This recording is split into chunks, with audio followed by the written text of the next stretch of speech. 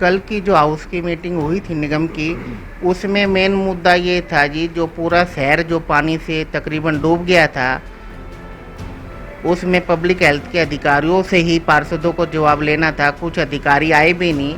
मेरे पास भी मेरे गले की महिलाएं या कुछ साथी आए थे।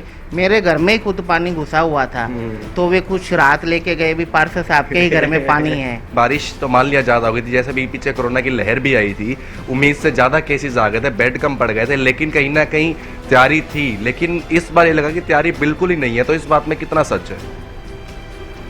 आपकी बात से मैं कुछ सहमत हूँ कि तैयारी कुछ अधूरी रह गई, पर यह भी बात जायज़ है कि लापरवाही पब्लिक हेल्थ के अधिकारियों से ज़्यादा हुई। कुछ पार्षद साथी जो निगम में हैं, उनकी नाराज़गी जाहिर है। वो थोड़ा नाराज़ है कि हमें जो बजट मिलना चाहिए था वो पूरा खुल के नहीं मिल पा रहा है। जैसे रोडों को ठीक करवाना हो, या सीवर की समस्या हो, या गली में स्ट्रीट लाइट की हो, या पार्कों का सौंदर्यीकरण हो। कुछ पार्षदों की नाराज़गी है कि उनको पूरा बजट नहीं मिल पा रहा है। बजट ना मिलने से कारण भी उनकी नाराज़गी है। सीवर कब साफ हुए थे? देखो, सीवर ये तो बात है कि रेगुलर साफ नहीं हुए, पर अब जैसे पानी भरा है तो लोगों को लगता है कि सीवरों की सफाई नहीं हुई। नहीं तो जैसे चल रहा था। बारिश आने के बाद जैसे पानी भर गया तो अब लोगों को लग रहा है कि सीवर साफ नहीं हुए। सीवर रूटीन में तो नहीं, वैसे जब ओवरफ्लो होते हैं तो सफाई होती है। नमस्कार, डिजिटल भूमि में मैं सौरभ आपका स्वागत करता हूं। जैसे कि आप सब जानते हैं, रोहतक में बढ़ती समस्याओं को लेकर हम अलग अलग वार्ड में जाके पार्षदों से मिल रहे हैं। तो उसी के मद्देनजर आज हम पहुंचे हैं किसी पर्टिकुलर वार्ड के पार्षद के पास नहीं, बल्कि एक ऐसे पार्षद के पास जो पूरे रोहतक नगर निगम के लिए मनोनीत हैं और पूरे रोहतक को ही देखते हैं। तो हमारे साथ अभी मौजूद है अमित बंसल जी। तो अमित बंसल जी, सबसे पहले आपका बहुत बहुत स्वागत है हमारे चैनल पर। नमस्कार सर जी। तो अमित जी, आप जैसा कि जानते हैं कि रोहतक में पिछले एक साल से बहुत सी समस्याएं चल रही हैं, बल्कि पिछले एक साल से नहीं, काफी समय से बहुत सी समस्याएं चल रही हैं। और लेकिन ये जो अभी बरसात हुई है उसके चलते समस्याएं बढ़ गई है। बहुत से गरीब लोगों का नुकसान हुआ है और पूरा शहर जो है डूब चुका है। पिछले सितंबर में भी शहर ऐसे ही डूबा था। तो जिस प्रकार से प्रशासन कोरोना की तैयारियां करता है, भाई लहर आने से 2-3 महीने पहले ही, तो मानसून के लिए तैयारियां क्यों नहीं की गई? आपकी बात बिल्कुल ठीक है। बारिश जो हुई है, प्रशासन भी कह रहा है कि बारिश उम्मीद से ज़्यादा हुई है। लोगों का गुस्सा आम जनता का जाहिर है, पर मैं ये कहना चाहूँगा कि इसमें जो हमारे पब्लिक हेल्थ के अधिकारी हैं उनकी लापरवाही रही है। नहीं तो निगम ने भी अपनी तरफ से तैयारियां कर रखी थी, पर जो हमारे पब्लिक हेल्थ के अधिकारी थे उनकी तरफ से कुछ लापरवाही बहुत ज़्यादा हुई है। अमित जी, आपने अभी भी कहा कि बारिश जो उम्मीद से ज्यादा हो गई थी, लेकिन एक प्रश्न मेरा इसमें ये रहेगा कि बारिश तो मान लिया ज्यादा हो गई थी, जैसे भी पीछे कोरोना की लहर भी आई थी, उम्मीद से ज्यादा केसेस आ गए थे, बेड कम पड़ गए थे, लेकिन कहीं ना कहीं तैयारी थी। लेकिन इस बार ये लगा कि तैयारी बिल्कुल ही नहीं है, तो इस बात में कितना सच है? आपकी बात से मैं कुछ सहमत हूँ कि तैयारी कुछ अधूरी रह गई, पर यह भी बात जायज़ है कि लापरवाही पब्लिक हेल्थ के अधिकारियों से ज़्यादा हुई। जैसे हमारे कल पार्षद साथी हैं राजेश सैनी जी, उन्होंने का बयान आया है, उन्होंने एक एफआईआर दर्ज भी कराई है कि उन्होंने जेई को फ़ोन करा बारिश आते ही कि कॉलोनियों में पानी भर रहा है, आप मोटर चलाओ। जेई साहब कह रहे हैं कि मोटर चला दी गई है। जैसे वो डिस्पोजल पे जाते हैं, मोटर नहीं चल रही थी। उन्होंने वहाँ के अधिकारी को कहा तो वो कह रहे हैं डीजल नहीं है। उन्होंने तुरंत एसडीओ साहब को कहा कि मोटर चलाओ, तो एसडीओ साहब कह रहे हैं कि मोटर तो चल रही है। अब आप ही देख लो कि मोटर चल नहीं रही है, डीजल है नहीं। अधिकारियों का ये मेरे को लग रहा है कि प्री प्लान था, या उनकी क्या साजिश थी कि शहर को डुबोना है या क्या करना, आप ही देख लो। लेकिन अमित जी, इसके पीछे अधिकारियों की, जैसे आप कह रहे हैं कि साजिश हो सकती है, आप ही नहीं, ये कल भी बहुत लोग कह रहे थे कि साजिश हो सकती है, बहुत से पार्षदों ने ये बात कही। तो पर इससे अधिकारियों को क्या फायदा हो सकता है, आपको क्या लगता है? भाई ये तो अधिकारियों की सोच है। भाई इन्होंने ये कैसे किया, अधिकारी की सोच को तो मैं क्या कह सकता हूँ। अमित जी, हम एक चीज और देख रहे हैं। अभी तक हम काफी एमसी जो हैं मिल चुके हैं उनसे, लेकिन सभी बिल्कुल एकदम से हेल्पलेस है, यानी कि लाचार से हो रखे हैं कि जैसे उनके हाथ में कुछ नहीं रहा या उनकी सुनवाई नहीं हो रही। ऐसा क्यों? कुछ पार्षद साथी जो निगम में है उनकी नाराजगी जाहिर है, वो थोड़ा नाराज है कि हमें जो बजट मिलना चाहिए था वो पूरा खुल के नहीं मिल पा रहा है। जैसे रोडों को ठीक करवाना हो या सीवर की समस्या हो या गली में स्ट्रीट लाइट की हो या पार्कों का सौंदर्यीकरण हो, कुछ पार्षदों की नाराजगी है कि उनको पूरा बजट नहीं मिल पा रहा है। बजट ना मिलने से कारण भी उनकी नाराजगी है। अमित जी, शहर की कुछ मूलभूत सुविधाएं होती हैं, हर व्यक्ति की कुछ मूलभूत चीजें हैं जो उसको मिलनी चाहिए, जैसे पीने का पानी। अब हम रोड टैक्स भी देते हैं, तो रोड भी हमें, क्योंकि रोड टैक्स दिया है तो प्रॉपर बनी हुई होनी चाहिए, लेकिन शहर में जितनी भी सड़कें हैं सब टूटी हुई है, यानी कि गड्ढे दिख जाते हैं पर सड़क ढूंढनी पड़ती है। ऐसा हाल इस टाइम पे शहर का हो रखा है कुछ सालों से। और साथ ही पीने का पानी भी, अभी भी ये सच्चाई है, आप मानेंगे नहीं कि बहुत से कॉलोनियां, बहुत से घर ऐसे हैं जहां पर पानी पहुंचता ही नहीं है। ये नहीं कि अभी सप्लाई नहीं है तो नहीं आ रहा, वहां तक पानी पहुंचता ही नहीं है। तो इन दोनों चीजों के पीछे क्या कारण है? आपकी बात ये ठीक है कि शहर की कुछ कॉलोनियों में पानी नहीं आ रहा है। अगर पानी आ रहा है तो कुछ जगह, कुछ गलियों में दूषित पानी आ रहा है। मीडिया में भी ये खबरें आती हैं। कुछ 1-2 दिन पहले भी एसडीओ साहब से मेरी बात हुई थी। उन्होंने 1-2 टाइम के लिए कह रहे हैं कि कोशिश करके पानी खोल दिया है और पानी आया भी है। पर ये समस्या जायज़ है कि कुछ कॉलोनियों में पानी दूषित भी आ रहा है और कुछ गलियों में पानी नहीं भी आ रहा है, दोनों टाइम।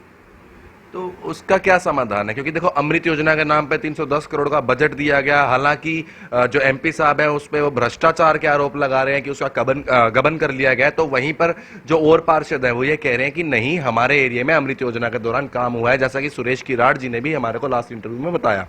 तो हम ये नहीं कह रहे हैं कि भ्रष्टाचार हुआ है, नहीं हुआ है, पर हम ये कह रहे हैं कि वो फिर उन कॉलोनियों तक वो अमृत योजना का जो धनराशि थी या जो सुविधा मिलनी थी वो क्यों नहीं पहुंच पाई? क्योंकि शहर में भी होना चाहिए था। देखो, अमृत योजना की बात है तो अमृत योजना का जो पैसा है या जो फंड है सरकार की तरफ से, वो बाहर की कॉलोनियों के लिए मिला है। पर एक ये सबके मुंह में आ गया कि अमृत योजना का सारा पैसा रोहतक में लगा है, जबकि ऐसा ही बात नहीं है। आउटर कॉलोनियों में, बाहरी कॉलोनियों में जहाँ सड़कें वड़कें भी नहीं बनी हैं, उन कॉलोनियों के लिए ज़्यादा फंड मिला है। रोहतक शहर के लिए थोड़ा बहुत मिला है, इतना नहीं मिला कि जितना ये सारा शोर शराबा हो रहा है। तो बाहर की कॉलोनी की आप बात कर रहे हैं, तो यानी कि जब शहर में ही पानी नहीं है और बाहर की कॉलोनियों में सप्लाई कर रहे हैं, शहर में जब वैसे भी पूर्ति नहीं कर पाते हैं पूरी, तो शहर में जो लोग रह रहे हैं, क्योंकि देखो आप, ये चीज़ सच है कि रजिस्ट्री रेट की बात करें और चीज़ों की बात करें, शहर और गाँव की चीज़ों अंतर है रेटों में, है ना, हर चीज़ के लिए। तो शहर में जब हम हर चीज़ की लिए पे कर रहे हैं सरकार को, निगम को, तो वो मूलभूत सुविधा जो पहुंचनी भी चाहिए। मेरा ये कहना चाहूँगा कि अभी पीछे मेयर साहब हमारे जल घर में गए थे और आने वाले दिनों में 10-15 दिन के अंदर इस पानी की समस्या का पूरा हल हो जाएगा। लोगों को साफ और स्वच्छ पानी मिलेगा और पूरे रोहतक शहर में दोनों टाइम पानी मिलेगा और साफ और स्वच्छ मिलेगा। जैसे अभी 5-4 दिन ये बीच में 30 तारीख को जो बारिश हुई थी, उसमें 1-2 दिन बिजली का कट भी ज़्यादा रहा। बिजली का कट लगने से जो मोटर कुछ कॉलोनियों में पानी उठाती हैं, वो पानी नहीं उठा पाई। ऐसा भी आम जन को लगा कि पानी नहीं आ रहा, पानी नहीं आ रहा। आने वाले 15-20 दिनों में पानी की समस्या का पूरा हल हो जाएगा और लोगों को दोनों टाइम पानी मिलेगा और स्वच्छ और साफ पानी मिलेगा। साथ में जी एक चीज़ और बताइए, पिछले कुछ महीनों में बिजली की बहुत समस्या आ रही है, आपने देखा हो, और तो और बहुत से ट्रांसफार्मर, तारें फूकती हैं। अभी हाल ही में जिस दिन बारिश हुई उस दिन जनता कॉलोनी, इस पीछे गली जो है तारा होटल वाली, उसमें भी हुआ है, बहुत से ट्रांसफार्मर उड़े हैं। तो कुछ आपके संज्ञान में है कि ऐसा क्यों, क्या कारण है कि इतनी ज़्यादा प्रॉब्लम आ रही है? पहले इतने लाइट के कट भी नहीं होते, रात रात भर लाइट के कट रहते हैं। जैसे मैं आपको बताऊंगा, 30 तारीख को जो बारिश आई वो रिकॉर्ड तोड़ बारिश आई। बारिश से पहले भी 15-20 दिन भी रिकॉर्ड तोड़ गर्मी पड़ी है। व्हीकल भी जो खड़े थे, कुछ 1-2 जगह शहर में खड़े खड़े जल रहे थे। तो यही कारण था कि जैसे ट्रांसफार्मर हैं या बिजली की तारें हैं, उनमें स्पार्किंग हो रही थी, गर्मी भी रिकॉर्ड तोड़ पड़ी थी, यही कारण था। साथ में जी जो सड़कें हैं, अगर हम सड़कों की बात करें, जो मेन रोड है वो भी टूटी हुई हैं, शहर जो वार्ड के अंदर की हैं वो भी टूटी हुई हैं। तो जो एमसी हैं वो अपने वार्ड में अगर वो रोड नहीं बना पा रहे हैं, फंडिंग नहीं, तो कम से कम पैच वर्क तो करवा ही सकते हैं, पर वो भी नहीं हो पा रहा है। ये बात भी आपकी ठीक है। पर पैच वर्क अब जो भी हो रहे हैं शहर में, अब हर पार्षद को मिल जाएंगे, उनको अपना फंड मिलेगा पैच का, अपनी अपनी गलियों का। जहाँ भी जिस गली में ये पैचिंग की जरूरत होगी, वो मेयर साहब, मेरे को उम्मीद है अब 4-5 दिनों में, अगली वीक में हर पार्षद को पैचिंग के लिए फंड दे दिया जाएगा। कुछ पैचिंग हमने पहले करवाई भी है, पर जो रहेगी होंगी वो नेक्स्ट वीक में मेयर साहब, उम्मीद है सब पार्षदों को कह देंगे। अमित जी, जो पहले पैचिंग हुई है, हम उनकी बात करें, पैचिंग कहूँ या रोड कहूँ, तो वो बीच में आधी अधूरी छूटी हुई है। और जो आप बात कर रहे हैं फंडिंग की, ये सुनते हुए हमें काफ़ी समय हो चुका है कि आएगी आएगी आएगी, लेकिन ऐसा कुछ लग नहीं रहा है, मतलब अभी तक आया भी नहीं है। तो इस बारे में आप क्या कहेंगे? देखो जी, नगर निगम का जो या सब पार्षदों का जो एजेंडा होता है वो हम निगम में दे देते हैं, निगम मेयर साहब फिर आगे भेज देते हैं। फंडिंग आने में भी थोड़ा टाइम लगता है, तो एक तो ये कहना पड़ता है जी फंड आएगा या पास होएगा। सब पैसा आता तो चंडीगढ़ से ही है, चंडीगढ़ से पास नहीं हो पाएगा तो वो पार्षदों को मिल नहीं पाएगा। पर अभी पीछे मुख्यमंत्री जी आए थे, रैली में घोषणा कर गए हैं। मेरे को उम्मीद है कि आने वाले दिनों में हर पार्षदों को अपने कॉलोनी के लिए, अपने वार्ड के लिए पूरा फंड मिलेगा, कोई कमी नहीं रहेगी। माननीय मुख्यमंत्री जी के नेतृत्व में हर पार्षद को पूरा फंड मिलेगा शीघ्र ही, कुछ दिनों में। अमित जी, अभी आपने मुख्यमंत्री जी का 700 करोड़ पे एक घोषणा थी, जिसमें से शायद कुछ पैसा पहले लग चुका है और कुछ 350-400 करोड़ के आसपास शायद आना है। तो आपने बताया कि वहां से पास होता है, उसके बाद ही आता है। तो जब मुख्यमंत्री खुद घोषणा करके जा चुके हैं, तो मतलब कि वो पास हो ही गया है। तो इस बात को 2 महीने हो गए, अभी तक पैसे नहीं आए हैं। ये बात आप जो सवाल पूछ रहे हो ठीक है। अभी माननीय मेयर साहब जी ने हम सब पार्षदों से अपनी कॉलोनी के विकास के लिए, अपने वार्ड के लिए एजेंडे मांगे हैं। सब पार्षदों ने हाउस की मीटिंग से पहले अपने एजेंडे दे दिए हैं कि किस पार्षद को अपनी कॉलोनी में कितना कितना फंड चाहिए। मैंने भी अपने एजेंडे लगाए हैं, उम्मीद है वे सारे एजेंडे माननीय मेयर साहब जी वे पूरे कराएंगे और पूरा फंड सब पार्षद को मिलेगा। लेकिन अमित जी, जिन एजेंडों की आप बात कर रहे हैं, जिस हाउस मीटिंग की आप बात कर रहे हैं, उस हाउस मीटिंग में जो पार्षद थे, एक आधा नहीं, लगभग सारे ही पार्षद बहुत ज़्यादा नाराज थे, पब्लिक हेल्थ की वजह से भी, और उसके अलावा उनके खुद के जो काम रुके हुए हैं, जिसकी वजह से सबका एक ही बात कहनी थी कि जो पब्लिक है वो आके उनका गिरेबान पकड़ती है। तो इस बारे में आप क्या कहेंगे? क्योंकि देखिए, पब्लिक का फेस तो पार्षद ही है ना, वहाँ पे मुख्यमंत्री ना वहाँ पे कोई और, क्योंकि पब्लिक पकड़ेगी तो पहले पार्षद को ही पकड़ेगी। तो इस लाचारी को, मैं इसको लाचारी कहूँ या क्या कहूँ, तो इस बारे में आप क्या कहना चाहेंगे? कल की जो हाउस की मीटिंग हुई थी निगम की, उसमें मेन मुद्दा ये था जी, जो पूरा शहर जो पानी से तकरीबन डूब गया था, उसमें पब्लिक हेल्थ के अधिकारियों से ही पार्षदों को जवाब लेना था। कुछ अधिकारी आए भी नहीं। जिन जिन कॉलोनियों में पानी भरा था, वहाँ की महिलाएं हैं या कॉलोनी वासी हैं, वे आकर तो पार्षद के पास ही जाकर अपनी शिकायत सुनाएंगे कि मेरे गली में, मेरे घर में पानी घुस गया, मेरी रसोई में घुस गया, मेरे ये खराब हो गया, मेरा ये खराब हो गया। कुछ नुकसान भी होता है। हालांकि मेरे पास भी मेरे गली की महिलाएं या कुछ साथी आए थे, मेरे घर में ही खुद पानी घुसा हुआ था, तो वे कुछ राहत लेके गए भी, पार्षद साहब के ही घर में पानी है। ये सच्चाई है कि पर कल की हाउस की मीटिंग का मेन मुद्दा लोग सब पार्षदों की नाराजगी थी कि सारा शहर डूबा हुआ है, और ये सारा शहर डूबा पब्लिक हेल्थ के अधिकारियों की वजह से ही था जी। लेकिन एक चीज और बताता हूँ कि कल जब बात हुई तो उस वक्त पे क्या था कि सभी पार्षद, जैसे जो डिम्पल जैन जी हैं वो अपने इस्तीफे की पेशकश कर चुकी हैं, उसके बाद जो सुमन सैनी हैं उन्होंने एफआईआर दर्ज करवा दी है, उसके बाद सभी पार्षदगण जो हैं वो भी इस्तीफा देने को तैयार बैठे हैं। तो आप लोग खुद सिस्टम का हिस्सा है, और वो जो अधिकारी हैं जो जॉब करते हैं, उनसे सिस्टम दब रहा है, यानी कि कुछ समझ में नहीं आई ये चीज़। देखो जी, जो हमारे पार्षद साथी हैं डिम्पल जी, उनकी शिकायत जायज है। अगर वो उन्होंने किसी अधिकारी को काम के लिए फोन करा, अधिकारी का ड्यूटी बनती है कि वो एक पार्षद साथी को सेटिस्फाइड करे, पूरा अच्छी तरह समझाएं। पर उन्होंने कुछ, जैसे पार्षद साथी हमारी कह रहे हैं कि उन्होंने सही भाषा में बात नहीं करी। हम सभी पार्षद साथी अपने डिम्पल जैन जी के साथ हैं। अगर एक हफ्ते के अंदर, जैसे मेयर साहब ने कही है, पूरी सुनवाई नहीं हो पाई, तो हम सभी पार्षद साथी डिम्पल जैन जी के साथ खड़े हैं। बिल्कुल।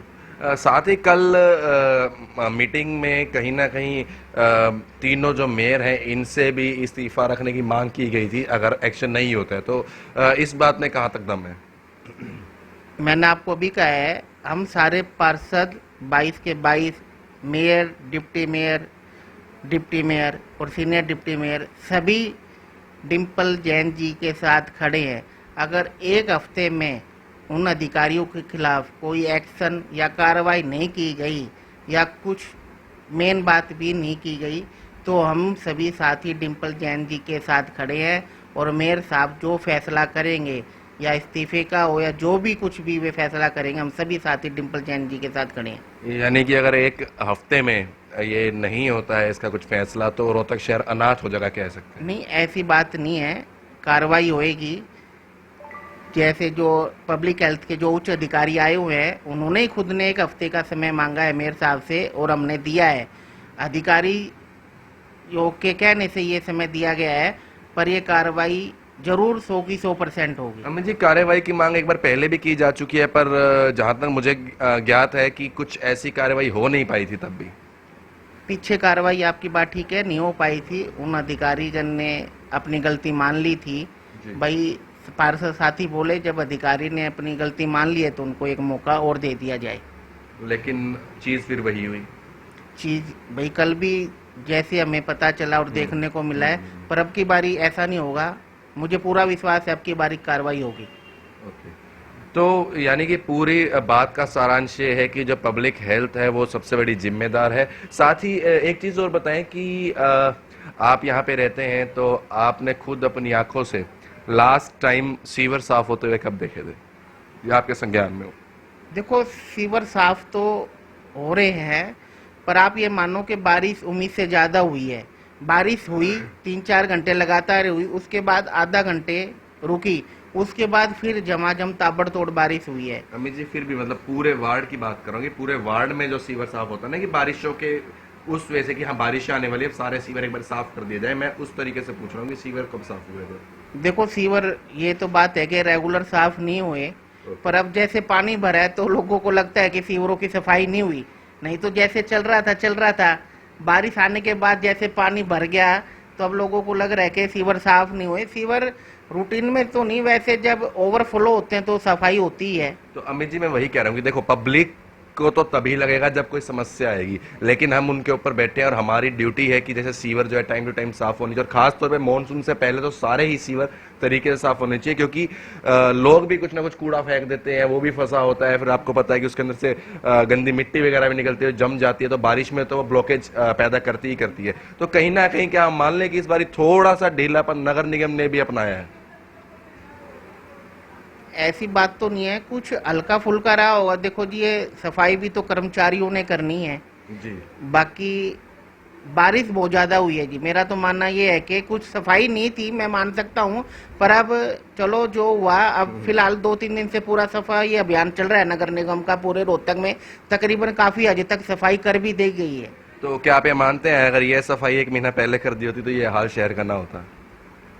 भाई कुछ सफाइयां अगर ये पहले हो जाती होती तो ये इतना पानी पूरे शहर में नहीं भरता। तो यानी कि ढीलापन है, थोड़ा बहुत है, कुछ रहा है जी, कर्मचारियों का ही रहा है जी। ये आप मानो सफाई तो कर्मचारियों ने अमित जी, करनी है। आपकी बात मैं मान गया कर्मचारियों ने करनी है, लेकिन एक एग्जांपल लेते हैं। आपके घर में अगर मान लो कोई सर्वेंट है, आपने काम करवाना है, वो नहीं कर रहा है, तो रिस्पॉन्सिबिलिटी आपकी बनती है वो काम करे। तो यानी कि at the end responsible person पे ही तो आप कह सकते हैं आरोप आता है ना?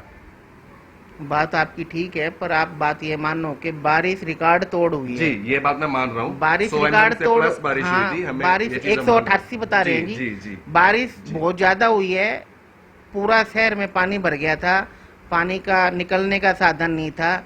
अधिकारियों ने लापरवाही दिखाई है। अगर अधिकारी समय पर मोटर चला देते और मोटर चलती रहती, कोई कह रहा है डीजल नहीं है, कोई कह रहा है ये नहीं है, कोई कह रहा है वो नहीं है, हमारे पार्षद साथी ने भी FIR दर्ज कराई है। तो अगर समय पर ये मोटर चल जाती तो इतना पानी शहर में नहीं भरता। तो इतना पैसा जो आप पब्लिक हेल्थ को भी दे रहे हैं, तो पैसा जा कहाँ रहा है? क्या आप लोग की कोई ट्रांसपेरेंसी नहीं है उसमें? अब आपने देखो, बोला कि डीजल नहीं है, तो कुछ ट्रांसपेरेंसी तो होती होगी। आपने इतना डीजल ले रखा है, कहाँ लग गया? आपने अपने घर जाके डाल लिया, कार में, कल करा क्या? कल हाउस की बैठक में सभी पार्षदों ने ये अपनी नाराजगी दिखाई, अपनी उत्तेजना दिखाई, पर अधिकारी बहुत शांत है, अधिकारियों ने जवाब नहीं दिया। इसी वजह से एक बारी कल हाउस की निगम की बैठक को पोस्टपोन कर दिया गया और एक हफ्ते में दोबारा होगी और सभी अधिकारियों को एक एक चीज का सवाल पूछा जाएगा। ठीक है। तो इसी के साथ आपसे मैं एक अपील भी करना चाहूँगा, क्योंकि देखिए बारिश का मौसम है और लगभग 1 डेढ़ 2 महीना ये बारिशें चलती रहनी है और आप जगह जगह गड्ढे हैं, तो जितना जल्दी हो सके अगर आप लोग जो वार्डों के अंदर गड्ढे हैं या सड़कों पे गड्ढे हैं उन पे पैच वर्क हो जाए, क्योंकि जो 2 व्हीलर चालक होते हैं पानी जल भराव के समय में वो गड्ढे दिख नहीं पाते हैं, कोई बड़ी दुर्घटना हो सकती है। जो अभी कुछ दिन पहले सेक्टर 2 में भी एक बाइक गड्ढे में गिर गई थी। तो उनका पैच वर्क का काम जितनी जल्दी हो सके उतना ही बढ़िया रहेगा और ये अपील हम सभी पार्षदों से कर रहे हैं, क्योंकि सभी से हम करेंगे, सबके संज्ञान में रहेगा, तभी शायद इस पे काम हो पाएगा। और साथ ही इन गड्ढों की वजह से तो बिना बारिश के टाइम पे भी एक्सीडेंट होते रहते हैं। तो आपसे एक छोटी सी रिक्वेस्ट हमारी ये रहेगी। आपने जो अपील की है बहुत ही सराहनीय है। 2-4 दिन से ही पूरे नगर निगम की तरफ से सफाई अभियान चल रहा है और आपने जो अपील करी है उस पर पूरा ध्यान दिया जाएगा। जहाँ पे भी या गड्ढे होंगे उनको भरा जाएगा। जो कोई भी शहर में जीटी या कॉलोनियों में जीटी उनकी पूरी सफाई किया जाएगी। जिस सीवर पे ढक्कन नहीं है उस पर ढक्कन रखा जाएगा। जहाँ कम से कम दुर्घटना हो सके ये पूरा ध्यान रखा जाएगा जी। कुछ मेन गलियों का पूरा रोहतक देखते हैं, मैं आपके संज्ञान में डाल देता हूँ। मॉडल टाउन वाली जो गली है, अगर आप हिंद गैस एजेंसी वाली साइड से निकलते हैं, वो पूरी टूटी हुई है, बहुत बुरे तरीके से टूटी हुई है। डीएलएफ आर्य नगर वाली गली पूरी टूटी हुई है। साथ ही अगर आप बात करें आपकी सेक्टर 1 की जो पुलिया 1 और 2 है, वो पूरी ही बिल्कुल आप देखेंगे बहुत गहरे गहरे गड्ढे हो रखे हैं। जवाहर नगर में भी ये हाल है। तो ऐसे बहुत सारे एरिया हैं, पर मैं मेन जगह की बात कर रहा हूँ जो जहाँ पे ज़्यादा आप कह सकते हैं कि ट्रैफिक रहता है या हलचल रहती है। तो इनके ऊपर आप जरूर संज्ञान लीजिएगा। और इसी के साथ आपका कोई मैसेज जनता को? रोहतक की जनता को यही मेरा संदेश है कि मानसून आ चुका है, बारिश से थोड़ा बचकर रहे और नगर निगम रोहतक जनता के साथ है, सफाई का पूरा ध्यान रखेगा और यही कोशिश रहेगी अब की बारी सेल को जलमग्न नहीं होने देंगे। बहुत बहुत धन्यवाद, आभार। तो इसी के साथ हम आपसे विदा लेते हैं। शहर राज्य की नई ताज़ी जानकारियाँ पाने के लिए जुड़े रहें डिजिटल भूमि के साथ। धन्यवाद।